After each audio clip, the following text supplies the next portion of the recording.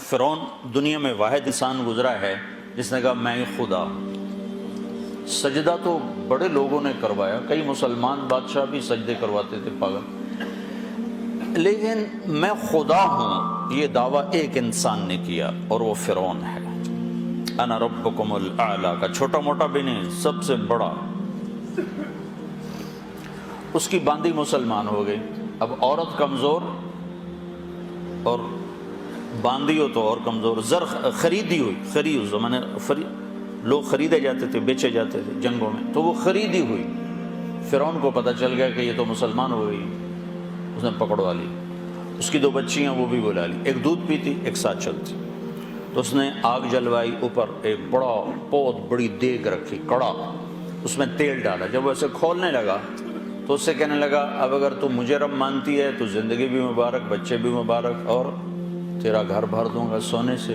اگر مجھے رب نہیں مانتی ہے تو پہلے تیری بچیوں کو جلاؤں گا پھر تجھے جلاؤں گا، اب تو سوچ لے کیا کرنا ہے۔ تو ایک سوچ یہ ہے کہ پیسہ آئے گا میرے کام بنیں گے، تو اس کے لیے جھوٹ بولنا، نماز چھوڑنا، دھوکہ دینا، فراڈ کرنا کوئی مسئلہ نہیں، کیونکہ پیچھے ذہن ہے کہ پیسہ آئے گا تو کام بنے گا۔ ایک ذہن یہ ہے کہ مجھے اللہ کو راضی کرنا ہے، اللہ راضی ہوگا تو میرے کام بنیں گے، میرا اللہ میرا ساتھی بنے گا تو میرے کام بنیں گے۔ تو اپنے آپ سوچ بدلے گی تو طریقہ بھی بدل جائے گا۔ یہاں یہ سوچ بن گئی ہے کہ مجھے اللہ کو راضی کرنا ہے، تو اس نے کہا یہ میری 2 ہیں، میرے پاس 100 بھی ہوتی تو اللہ پہ قربان کر دیں۔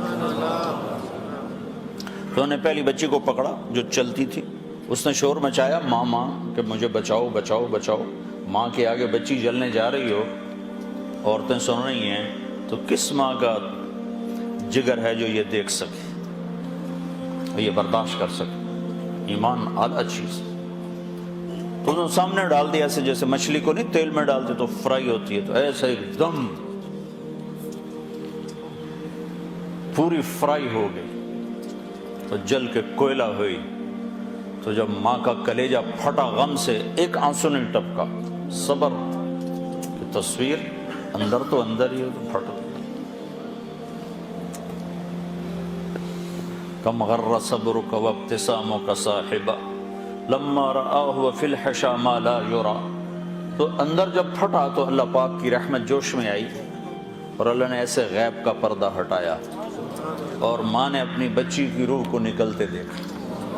وہ مسکراتی ہوئی کرے اماں صبر صبر، بس ابھی کٹھے ہونے والے، ابھی کٹھے ہو جائیں۔ پھر انہوں نے معصوم کو کھینچا جس کو پتہ بھی نہیں میرے ساتھ کیا ہونے والا ہے، اس کی تو آہ بھی نہ نکلی، اور وہ تلی گئی اور کوئلہ بن گئی، اور ماں کھڑی ہوئی ہے، ایک بول پہ بچا سکتی ہے۔ ایک بول کفر کا بول لیتی اور گھر جا کے توبہ کر لیتی تو راستہ موجود ہے، راستہ موجود ہے۔ لیکن ایک وقت ایسا آتا ہے جب اللہ پہ مر مٹنا وہ زیادہ محبوب ہو جاتا ہے۔ تو اس کو پکڑنے لگے، تو اس نے کہا میری ایک خواہش پوری کرو گے؟ اس نے کہا، فرعون نے پوچھا کیا؟ کہ جب مجھے بھی جلا دو تو ہماری ہڈیاں، میری اور میری بچیوں کی ہڈیوں کو ایک جگہ اکٹھا دبا دینا، باہر نہ پھینکنا، کہیں دبا دینا۔ تو فرعون نے کہا یہ خواہش پوری کی جائے گی۔ اس کو بھی جلا دیا، ہڈیاں دبا دیں۔ ہمارے نبی اور موسیٰ علیہ السلام میں 2000 سال کا فاصلہ ہے، پھر 40 سال نبوت کے، 40 سال وہ، پھر 10 سال بعد معراج، 50 سال، 2000 پہ 50 سال گزر چکے ہیں۔ جب آپ کی سواری فلسطین پر پہنچی، آپ معراج کے لیے جا رہے ہیں، مکہ سے اٹھایا، مدینہ پہنچایا، 2 نفل پڑھائے، پھر فلسطین پہنچایا، تو وہاں سے مصر قریب ہو جاتا ہے، تو وہاں سے آپ کو جنت کی خوشبو آئی۔